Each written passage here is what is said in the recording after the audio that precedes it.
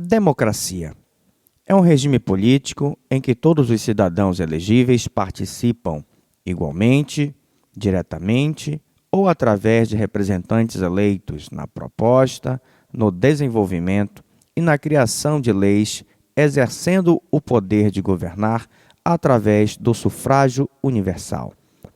Ela abrange as condições sociais, econômicas e culturais que permitem o exercício livre e igual da autodeterminação política. O termo origina-se do grego antigo e significa governo do povo, que foi criado a partir do século V a.C., para denotar os sistemas políticos então existentes em cidades e estados gregas, principalmente Atenas. É o antônimo para aristocracia. Embora teoricamente estas definições sejam opostas, na prática, a distinção entre elas foi obscurecida historicamente. No sistema político da Atenas clássica, por exemplo, a cidadania democrática abrangia apenas homens, filhos de pai e mãe atenienses, livres e maiores de 21 anos, enquanto estrangeiros, escravos e mulheres eram grupos excluídos da participação política.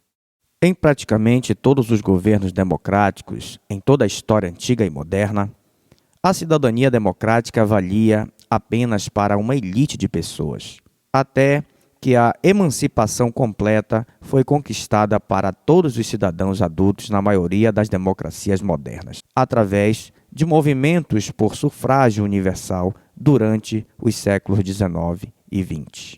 O sistema democrático contrasta com outras formas de governo, em que o poder é detido por uma pessoa, como em uma monarquia absoluta, ou em que o poder é mantido por um pequeno número de indivíduos, como em uma oligarquia. No entanto, essas oposições herdadas da filosofia grega são agora ambíguas, porque os governos contemporâneos têm misturado elementos democráticos, oligárquicos e monárquicos em seus sistemas políticos.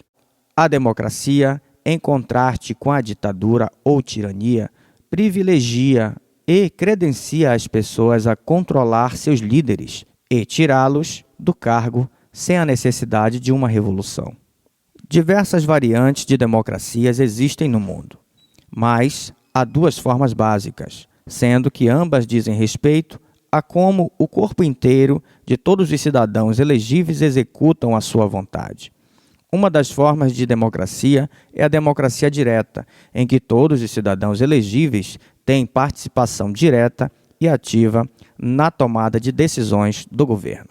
Na maioria das democracias modernas, o povo permanece com o poder soberano, mas o poder político é exercido indiretamente por meio de representantes eleitos, o que é chamado de democracia representativa. O conceito de democracia representativa surgiu em grande parte a partir de ideias e instituições que se desenvolveram durante períodos históricos, como a Idade Média Europeia, a Reforma Protestante, o Iluminismo e as revoluções americana e francesa. A democracia surge como contraponto de governos totalitários e monárquicos, para combater a troca de poder por hereditariedade e com o objetivo de garantir certos direitos fundamentais à cidadania, geralmente divididos em direitos civis, políticos e sociais. Entre os direitos civis estão a liberdade de expressão, de imprensa, de associação e de reunião e proteção contra a prisão arbitrária. Ainda hoje, é muito comum observarmos nas democracias atuais o favorecimento dos vínculos de parentesco nas relações de trabalho ou emprego. Tal prática é denominada de nepotismo, que substitui a avaliação de mérito para o exercício da função pública, viola as garantias constitucionais de impessoalidade administrativa na medida em que estabelece privilégios em função das relações de parentesco e desconsidera a capacidade técnica para o exercício do cargo público. O fundamento das ações de combate ao nepotismo é o fortalecimento da República e a resistência a ações de concentração de poder que privatizam o espaço público. E aí, você acha que a democracia brasileira combate de forma séria o nepotismo? A permissão que a Constituição dá para que pessoas da mesma família se candidatem a cargos políticos, ainda que para esferas de governos diferentes, dentro do mesmo Estado, não seria uma forma mascarada de concentração de poder? Pois é muito comum encontrarmos em diversos estados do nosso país o pai governador, o filho deputado estadual, a esposa senadora e assim por diante. Não seria a Constituição brasileira dando carta branca para a formação de oligarquias? O que você acha? Deixe sua opinião nos comentários.